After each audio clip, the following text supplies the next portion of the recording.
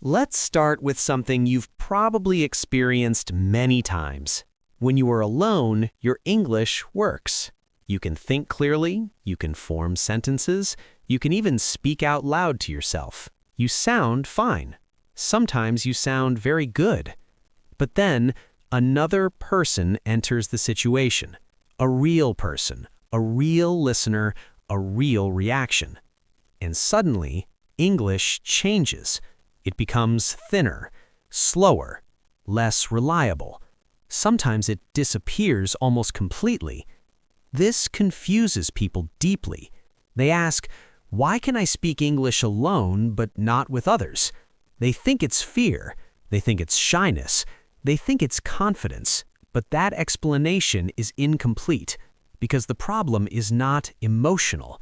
It's interactive. English behaves differently when it must respond to another human. Now let's slow this down.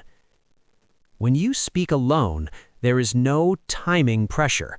You can pause, you can restart, you can stop mid-sentence, you can think. No one is waiting.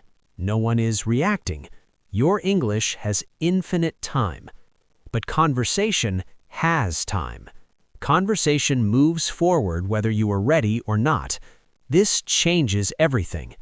Now listen carefully. English does not break because another person is judging you. English breaks because interaction removes control. When you are alone, you control the pace. You control the topic. You control the silence. When someone else is present, control is shared. And shared control creates instability for learners. Now think about this carefully. Speaking alone is linear. Speaking with people is dynamic. Dynamic systems require adaptation. Learners are not trained for adaptation. They are trained for correctness. Correctness works in isolation. Adaptation is required in interaction. Now let's talk about interaction itself. In conversation, you are not just speaking English. You are listening, predicting, adjusting, responding, monitoring reactions, tracking turn-taking. This is a lot, and learners often try to do all of this consciously. That's impossible. Something must be automatic. Native speakers have automatic interaction patterns. Learners don't. So, learners overload. Now let's talk about overload again. Overload does not feel like panic. It feels like slowness, blankness, hesitation, loss of access. English doesn't vanish. Access narrows. Now let's talk about narrowing. When attention narrows too much, speech options collapse. You stop improvising. You stop adapting. You stop continuing. This is why learners often speak in short, safe sentences in conversation. Not because they can't say more, because expansion feels risky. Now let's talk about risk. Speaking alone has no risk. Speaking with people has uncertainty. Uncertainty requires flexibility. Flexibility requires tolerance. Most learners lack tolerance for uncertainty in English. They want clarity before they speak. Conversation does not allow clarity first. Clarity emerges during speaking. Now let's talk about timing again. In conversation, response timing matters. If you respond too late, pressure increases. If you respond too early, mistakes happen. Native speakers accept mistakes. Learners fear them. So learners wait. Waiting increases pressure. Pressure reduces access. This loop explains why English collapses socially. Now let's talk about social presence. Another person's presence pulls attention outward. At the same time, learners pull attention inward to monitor themselves. This splits attention.